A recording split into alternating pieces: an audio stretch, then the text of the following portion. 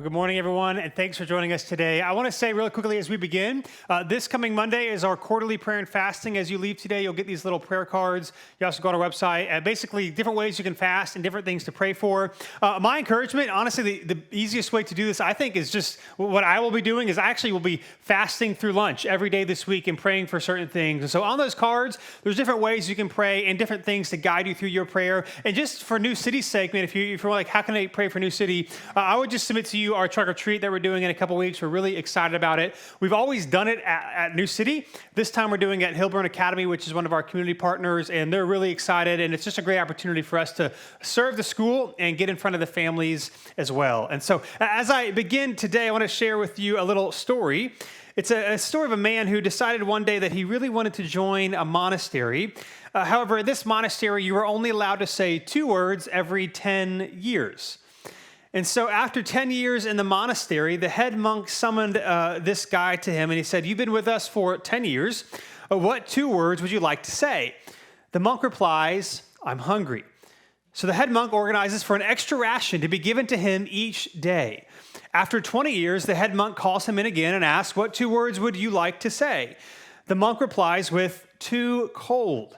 So the head monk organizes him to get another blanket. After 30 years, the head monk calls him in and says, "What 2 words would you like to say?" The monk replies, "Want to leave."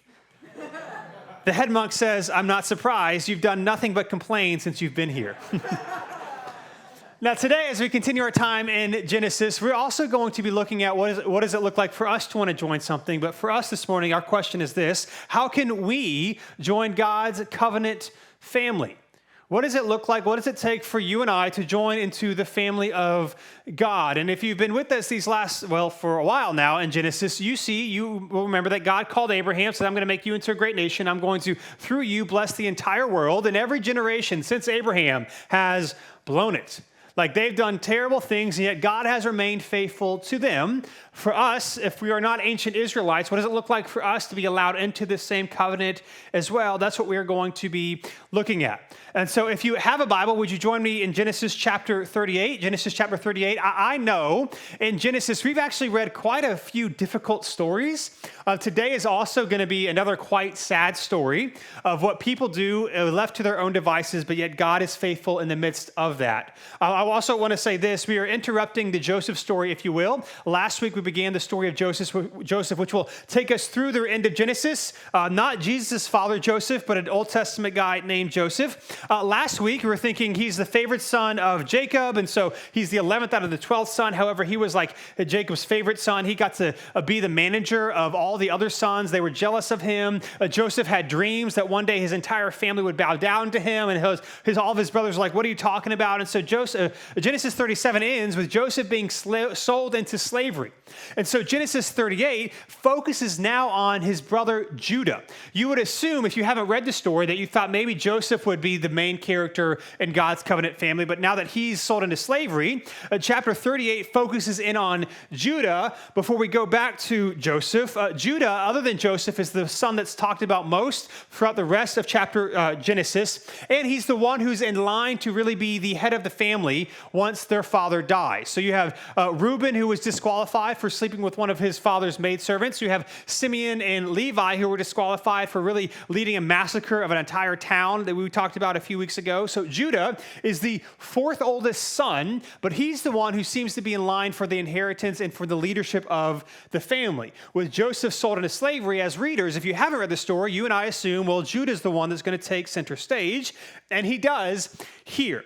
He does here. And of course, Joseph and Judah will matter because they'll contrast as well at the end of Genesis with the role that Judah is given from Jacob. But for today, we'll start in chapter 38, verse 1.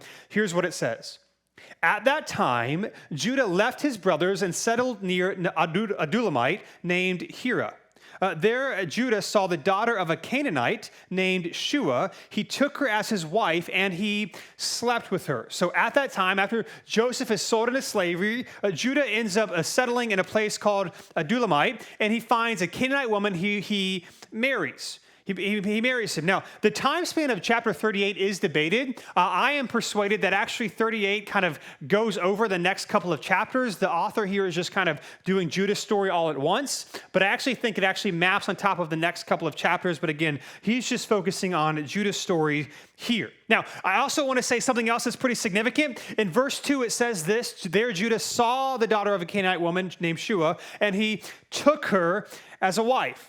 Now, if you've been with us for any length of time in Genesis and you notice anything particular about those words, a gold star, you're becoming a little Bible nerd. But here's what's happening. It says Judah saw and Judah took.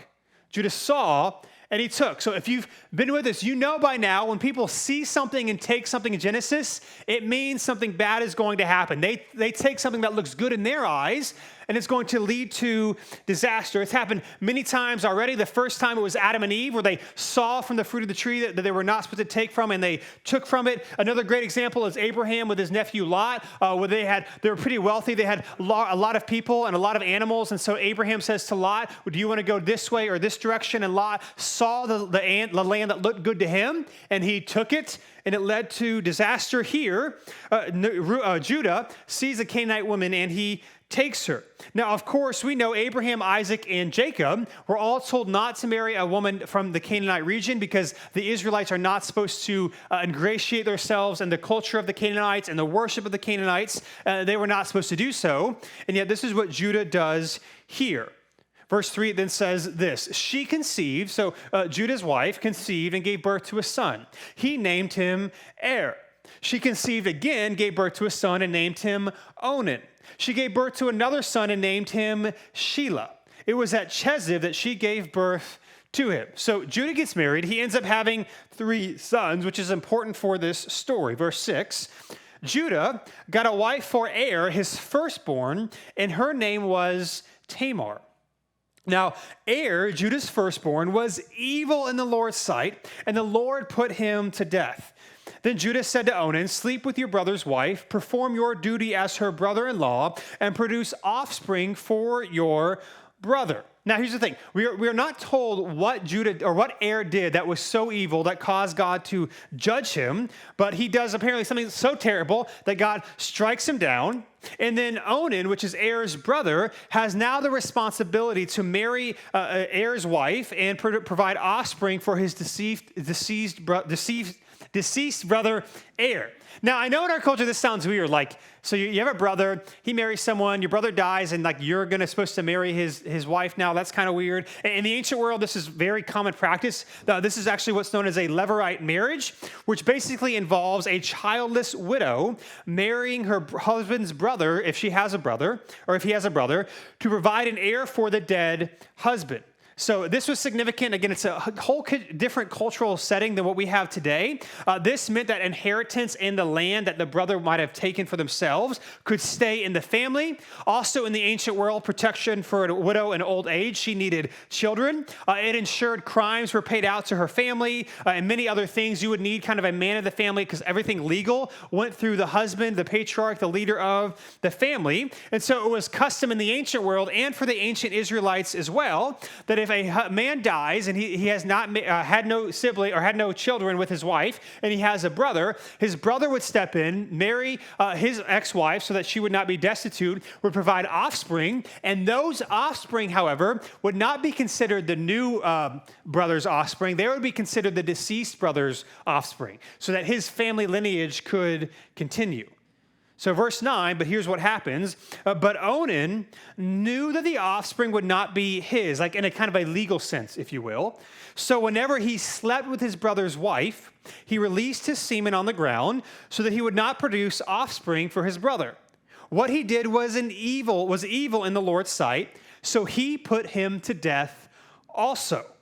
So Onan here does not perform his role or his duty. The question is why? The answer is not because, you might be thinking, maybe he just didn't want to have kids. That's not why he didn't perform his duty here. The reason he doesn't want to have kids is because they aren't legally his. Like his inheritance would not go to them. What seems to be an issue in this particular story is the issue of the birthright. So again, just track with me here for a second. Er was the firstborn of Judah. And if you're the firstborn, you receive double the inheritance of all the other sons, and you receive certain rights and privileges and responsibilities for the family. So if Onan has a son through Tamar, which was Er's brother, or Er's husband originally, the son, again, would be considered Er's son and not Onan's son, and therefore Er's son would receive the birthright when Judah dies. So Judah's firstborn, Er, has died, but if Er has offspring, Er's offspring kind of take the place of the firstborn. In other words, Onan refuses to have children with Tamar because he wants to be on top of the family tree, if you will. He was the secondborn of Judah, but he wants to be the one who's going to run the family when Judah dies. And of course, on top of maybe not even having offspring through her, he still uses her, right? He still sleeps with her, but he will not have offspring with her, right? He doesn't want Er's offspring to rise to prominence. He wants himself and his family to rise to prominence. And so Onan does an evil thing, and the Lord brings judgment on him as well, and he dies. Now, that being said, I do want to point something out that maybe is different for us as modern readers than pretty much most of people, at least until the time of Jesus in ancient history, would have thought. One of the things I think is helpful for us to understand as we read texts like this is this, that it is God's grace, not his judgment, that should surprise us. Okay, it is God's grace and mercy and kindness. It is not his judgment that should surprise us when we read stories like this, right? What I think is interesting, what you might be considering as you and I read Genesis 38, is twice now that we are told that God kills a son for his wickedness. Now, here's the thing, right? We're not exactly sure what Er did, and so maybe we might let that slide. Right? He might have done something really bad. We're not sure, and so sure, maybe God was justified in killing him. But we know what Onan did, right? Even if we recognize, although I do think it's hard for us to fully appreciate and understand in an ancient world what Onan's role was supposed to be in taking his brother's wife and having killed kids from them. But even if we recognize, yeah, like he shouldn't have done that, he should have done the right thing. What he did was deceitful and wrong. You and I might also think, though, should he deserve to die from it? Like, yeah, he did something wrong, but like to be killed, that seems kind of harsh. And here's the deal. I would submit to all of us here this morning that the only reason, whether you're a Christian or not, that you and I become uncomfortable with God's actions here is because of Jesus. The only reason we're uncomfortable is because of Jesus. And here's what I mean. Our world has been so influenced by the teachings of Christ and Scripture that we assume grace and are surprised by judgment. Right? We assume grace, that God or the gods or the universe or whatever's out there, like they love us and they care for us and they've got a great plan for our life, right? We just got to follow the stars. Like we assume that God is going to be kind to us, and we are surprised when God judges anything. And so I just want to lay this before us here this morning, that there is no other major religious thought or philosophy that espoused this idea prior to Jesus. There is not a single ideological thought process in the ancient world that assumed that God actually cares and loves his people, except what we see throughout the Old Testament and leading us towards Jesus. In fact, what most of the world had thought in this time is that God is creator, that he is in charge, and to reject or dishonor him should result in judgment. Right? If we reject and dishonor what God would have us to do, it should result in judgment. We, however, assume that grace is the first option. The question is, why? Well, again, we've been influenced by the teachings of Christ, and I think part of the reason why we don't think God should strike us down, and we are maybe concerned with texts like this, is that when we think these people don't deserve it, or when we think maybe we don't deserve God's harsh judgment, the question is why? And typically it's because, well, compared to other things, we're not as bad. Like, and compared to what's going on in Israel and Hamas right now, like, we're not a warlords, and so we're not as bad. Like, we're not Putin, and we're not Hitler, some stereotypical historical people we talked about, like maybe those people deserve judgment, but we don't. But here's the problem with thoughts like that. We are comparing ourselves to people and not to God. Listen, if God is creator, if he has made all things, if he has made us, and we have fallen short of what he has asked us to do, then of course we deserve to be judged. Look right at me. Hitler ain't the baseline. Right? Your boss that is a jerk to you ain't the baseline. Your friend that stabbed you in the back ain't the baseline. God is. And when we fall short of his standard, this is what we deserve. And for God to do anything other than this is grace. It is grace. And so here's what happens next. Verse 11. Then Judah said to his daughter-in-law Tamar, remain a widow in your father's house until my son Shelah grows up. For he thought he might die too like his brothers. So Tamar went to live in her father's house. So what's happening here is that Judah, he doesn't seem to know the reason for the death of his two sons. In fact, he seems to think it has to do with Tamar, that she must be possessed, something bad must be happening with her, and so she's the reason that my sons keep dying. And so what he does is he sends her away until his third-born son is old enough to take her as a wife, which again, I know it's weird for us, like that's going to be an age gap, whatever. Like I get that's weird, but this was just ancient practice, right? When his third son is a marriageable age, he would take her as a wife. So he sends her away, which by the way, in the ancient world, you already know something's off here because there was the responsibility of the father-in-law to take care of a widow. So in the ancient world, when you got married, the wife, the woman became legally part of her husband's family. So he actually shouldn't send her away. She should actually be staying and living with his family. And so, he abandons his responsibility as his father-in-law, and he sends her away. The reason why, it says, for he thought. Now, as we'll see in a second, that Judah actually has no intention of giving his youngest son to Tamar, since his two sons died while married to her. Now, we know as readers, the sons were the problem, not Tamar, but still, he's actually kind of lying to her. He says, when my son is old enough, you'll marry. Actually, he has no intention of making that happen at all. Because, in fact, here's what happens next, verse 12. After a long time, Judah's wife, the daughter of Shua, died. When Judah had finished mourning, he and his friend Hira the Adulamite went up to Timnah to his sheep shearers. Tamar was told, your father-in-law is going up to Timnah to shear his sheep. So she took off her widow's clothes, veiled her face, covered herself, and sat at the entrance of Eniam, which is on the way to Timnah, for she thought, though Shelah had grown up, she had not been given to him as a wife. When Judah saw her, he thought she was a prostitute, for she had covered her face. So what happens in verse 12, it's translated after a long time. You could also translate it after many days. We don't know exactly the timeline that is transpired, but we do know it is long enough to know that, or it's long enough for Tamar to know that Judah is not going to take her back to marry her son Shelah. Like she knows this isn't going to happen. And so this puts her in an extremely vulnerable position as a woman and a widow in the ancient world, especially since Judah sent her away and is not looking after her. Her prospects for life are really glim.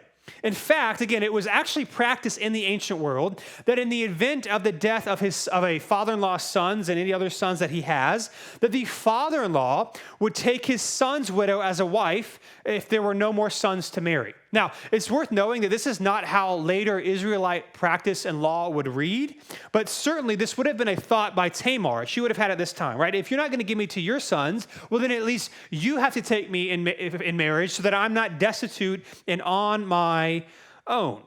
Right? That's what she would have thought. So Judah is traveling to Timnah. This would have been an annual, maybe a semi-annual trip where he's taking all of his flocks to get sheared and probably also to mate to produce more flocks in the coming season. And so he's traveling to this area. He probably does this every year. Tamar hears about it, and she sets up a way to meet with Judah. Verse 16, it says this. He went over to her and said, "Come, let me sleep with you." For he did not know that she was his daughter-in-law. She said, "What will you give me for sleeping with me?" "I will send you a young goat from my flock," he replied. But she said, "Only if you leave something with me until you send it." "What should I give you?" he asked. She answered, "Your signet ring, your cord, and the staff in your hand." So he gave them to her, and he slept with her. And she became pregnant by him. She got up and left, then removed her veil and put her widow's clothes back on. So what happens here is that she disguises herself as a prostitute to trick Judah. Now, Judah, not knowing it is Tamar, asks to sleep with her. We'll see in just a second that Judah is participating in a fertility ritual with what he thought was a cult prostitute. So this is not just Judah trying to sleep with a prostitute, although he clearly has these desires. It's also probably a cultic ritual as you're going to shear the sheep and as you're going to mate your cattle, that you would go through these practices that you thought would bring favor from the gods and produce fertility for your flocks. And so there's also a Canaanite religious practice that Judah is associating with this. And so, again, not only is he seeking out a prostitute, but he's also doing so to bring favor from the Canaanite gods. Right? He is not at all where we would hope he would be. And I just want to say this, the text doesn't say this, but there is absolutely no doubt in my mind that this is not the first time that Judah has done something like this. There's no way, right? Sexual sin is rarely a one-time thing, especially if you have the mindset to seek it out on purpose. Like, it doesn't seem to be like falling into temptation or confused. Like, he sees her, he sees a prostitute, he knows what he wants to do. There's no doubt in my mind, this is not the first time he's done this. Like, I do this every year. I do this all the time because I want to get my flocks to be fertile. So he does this. And so as a promise for payment that a sheep is actually coming because Tamar does not trust Judah, Judah essentially gives her the equivalent of like your modern day driver's license and passport, right? Something that identifies you only with you and that you actually need for a lot of things in your day-to-day life. She doesn't trust him, and so she asks for something that's a big asking price that she knows he has to come back and get. Or if not, then she has to give him a heavy payment. So these things would have been identified with Judah, and so therefore Judah has to make good on his payment, or he's not going to get these things that he has given her. Verse 20, when Judah sent the young goat by his friend, the Adulamite, in order to get back the items he had left with the woman, he could not find her. He asked the men of the place, where is the cult prostitute who was beside the road of Inium? There has been no cult prostitute here, they answered. So the Adulamite returned to Judah, saying, I couldn't find her. And besides, the men of the place said, there has been no cult prostitute here. Judah replied, let her keep the items for herself, otherwise we will become a laughingstock. After all, I did send this young goat, but you couldn't find her. Now, we are meant to see irony here that Judah has the honor to keep his obligation to a prostitute, but not to his own daughter-in-law. Right? He's trying to keep his word to a prostitute, which is his daughter-in-law, but he doesn't know it, but not what he's supposed to do to his daughter-in-law. And so when Judah's messenger goes and can't find the woman, then Judah essentially says, let's not worry about it. He probably doesn't want to be embarrassed, the fact that like a prostitute took all these things from him. And so he doesn't want everyone to know that like he got one pulled over on him by a prostitute. So he just kind of lets it go. He doesn't want to ruin his reputation in that way, that a prostitute took off with his valuable possession. So he's like, well, we tried, whatever. I couldn't find her. It is what it is. And then verse 24, it gets worse. It says this, after about 3 months later, Judah was told, your daughter-in-law Tamar, who has been acting like a prostitute, and now she is pregnant. Bring her out, Judah said, and let her be burned to death. Verse 25, as she was being brought out, she sent her father-in-law this message. I am pregnant by the man to whom these items belong. And she added, examine them, whose signet ring, cord, and staff are these. So again, when Judah finds out that Tamar is pregnant, which by the way, after discarding her out of his family, and then lying to her about sending his son to marry her when he gets older, right? After he completely abandons her, leaves her on her own, he all of a sudden now is concerned with Tamar's actions. All of a sudden he cares what Tamar did. Right? He wants her to be punished by death for what she has done, yet, of course, he has no issue with his own equally immoral behavior. Right? He's good with what he did, but he ain't good with what she did. Now, by the way, when you read and reread the Bible, this story is also meant to bring to mind another well-known Old Testament story of King David, who does something very similar with Bathsheba. There's actually a lot of parallels we won't get into this morning, but King David, he's the king of Israel this time. He sees another man's wife. He takes her. He sleeps with her. She becomes pregnant. Then he tries to get her husband to kind of come back from battle and sleep with her, but he won't because he's not going to dishonor his people who also are in battle at that time. And so long story short, he kills him. He kills Bathsheba's husband to cover up what he's done. And then the prophet Nathan comes to him and kind of confronts him and tells him a story about a rich man who had all this cattle and all these sheep, was traveling, and he entered into a city, and he found this poor man who only had one goat, and he used this goat for everything, for milk, and he would shear the goat for clothing. And this rich man who had everything he could ever want took this one poor man's goat for his party. And Nathan asked King David what should happen to the rich man, and King David's like, well, he needs to be got. He needs to be punished for what he's done. And Nathan says, you are that man, right? That's what's happening here, right? Judah is that man. And of course, there's another link to the story of David we'll see in a minute, but I want to just read to you what Judah's response is, verse 26. Judah recognized them, so all the things that identified that Judah was the one that slept with her, and said, she is more in the right than I, since I did not give her my son Shelah, and he did not know her intimately again. Now, we read this story, and we think, prostitution, how dare you, Tamar, a terrible person.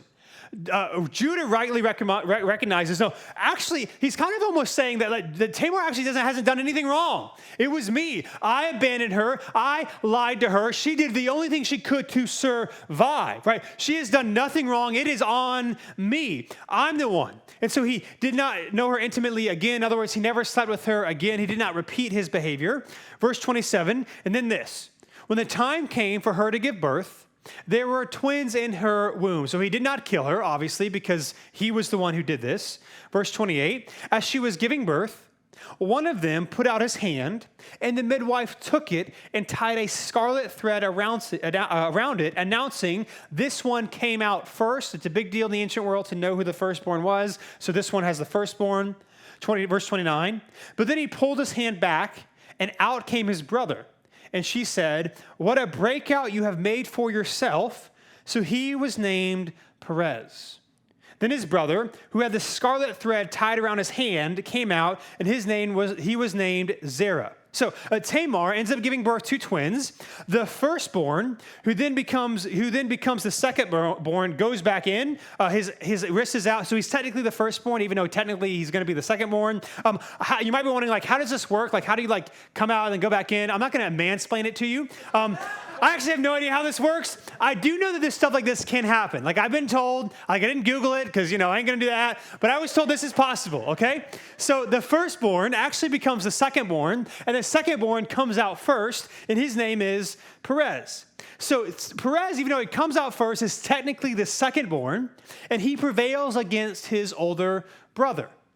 Just as Tamar has broken out from Judah's deceitfulness and finally has children of her own, and she has Perez and Zerah. And as we'll see in a second, Perez is actually very significant. He's very significant. But first, let me just say this.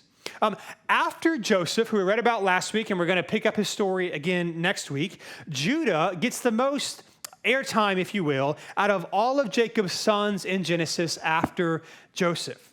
That Judah actually comes to matter quite a lot. As we've learned previously, that because, for one thing, the Messiah, Jesus, his bloodline comes from that of Judah. Not from Joseph's line, but from Judah's line. In fact, in Genesis chapter 49, when Jacob is on his deathbed and he's doing all of his pronouncements for all of his sons, it is Judah and not Joseph that gets the blessing of the birthright, that gets the blessing of the oldest son, even though Judah is the fourth born. Again, Reuben was disqualified, as well as Simeon and Levi also likely passed over for what we read about a couple weeks ago in the slaughter they did in the city of Shechem. So Judah, who plays a part in selling Joseph to slavery, mind you, and is here, is deceitful and is not God-honoring multiple times over. I think a question for us is why doesn't God strike down Judah like he struck down his first two sons? I think that's a legitimate question for us to ask. He is the one from which our Messiah comes from. Now, as we'll see over these next couple of chapters, Judah does mature and improve, if you will, but he's done some awful things in chapter 38. We see that he fails as a son of the covenant, right? He's intermarrying with the Canaanites and he's behaving like them. He fails as a father. He has multiple wicked sons that God strikes down for their evil. And he fails as a father-in-law, right? He deceives Tamar and sends her away and then uses her, right? He has failed in every major category that matters. And yet Judah becomes a major player in the story of the Old Testament, leading to our Messiah. And what does Judah's story show us? Well, it shows us this, that any story can be redeemed by God.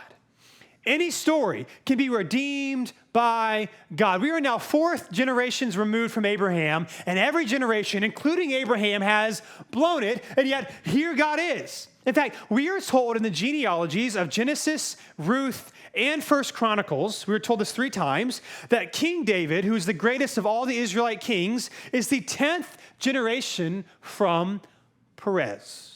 So King David is actually going to come from Perez. This is significant because in the Old Testament, 10 is a number signifying completeness and wholeness. In other words, Perez is an important part of the Israelite story as he leads to the greatest of all Israelite kings, and of course to our Messiah as well. Now, this, by the way, is just one of the many dysfunctional birth stories that God uses to lead to our redemption. And we've already read a number of them in Genesis. Again, remember, it is Judah, not Joseph, who is singled out to carry the royal bloodline of the Messiah. Though it is Joseph, as we'll see in these next couple weeks, and not Judah, who is the one who is noble and God-honoring and the one that we should actually emulate in how we live. In fact, it was Tamar, the Canaanite, who was the non-Israelite, who remains loyal to the family and is continued, and it is through her that the continued lineage, and through her, she essentially saves the bloodline while Judah acts like a Canaanite. So Judah acts like a Canaanite, and you have a Canaanite who's loyal to the Israelites. In fact, this is significant in the Gospel of Matthew. You have the genealogy of Jesus. So in Matthew chapter 1, you have an abbreviated genealogy of Jesus. There are 28 names in this genealogy. It is through Jesus' mom's side, so it's through Mary's side.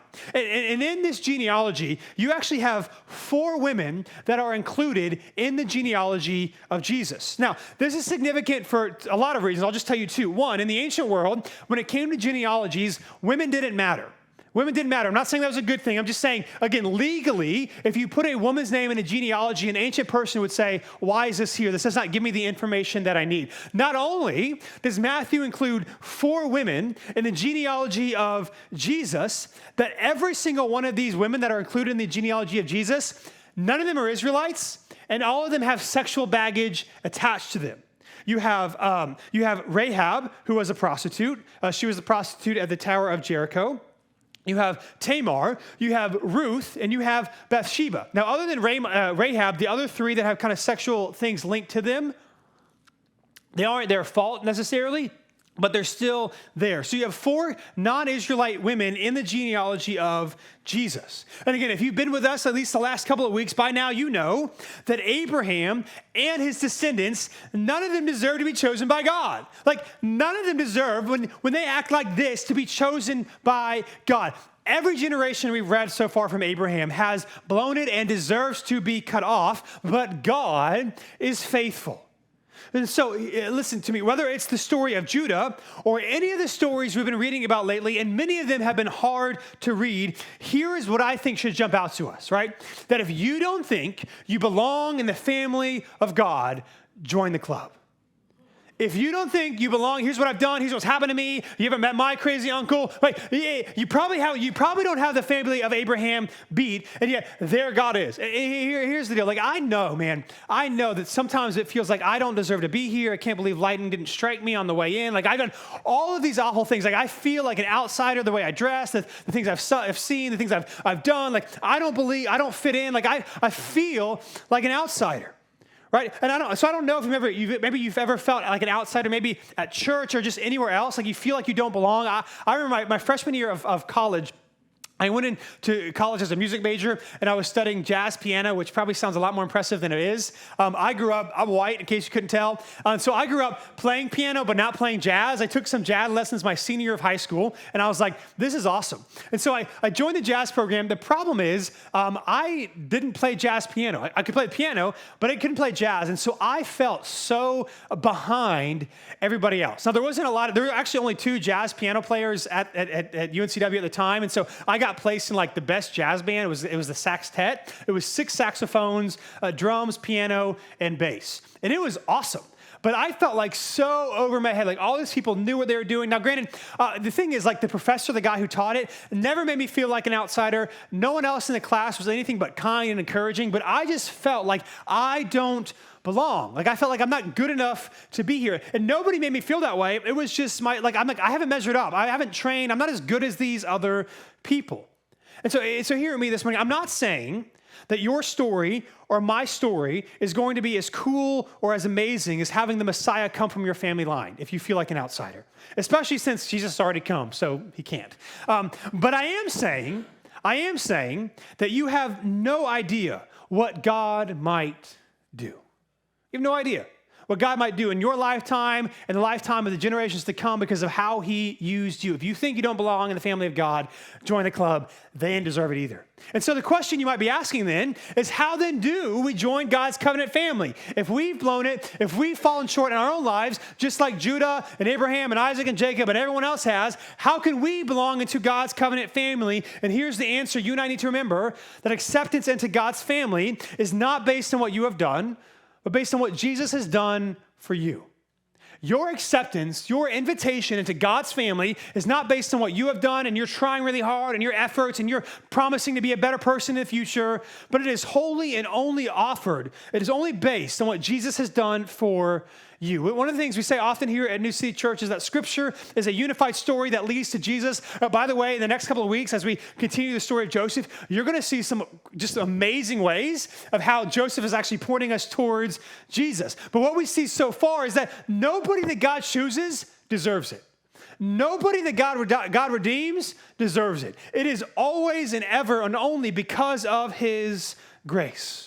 That's all it is. In fact, one of the things that I find interesting, especially as you and I read through the book of Genesis, is that you cannot actually read the Old Testament and see a God as anything but full of love and mercy. Like if you've actually read it and studied it, you can't. Now, what happens sometimes is people read a story here or there, completely devoid of its context and historically of how God has been faithful, and we see, man, God is angry and spiteful and mean. It's like, bro, he should have done this from day one. Like I say this all the time. I think if you and I could have like a camera into the ancient world, you and I would not be uncomfortable with the times that God brought judgment down. What you and I would be uncomfortable with was how long he waited. There's no doubt in my mind that God continually is gracious and kind and forgiving to people who do not deserve it.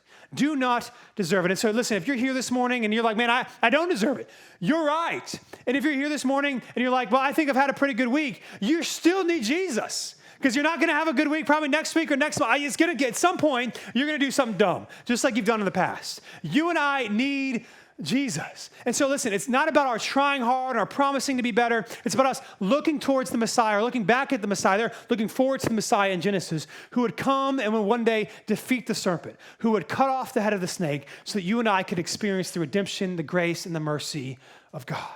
If you're feeling, man, it's been a heavy week, you've made some bad decisions, or maybe life has just been hard to you, you need to remember this morning that God's kindness and grace and love to you is not based on your behavior. It's based on his love towards you.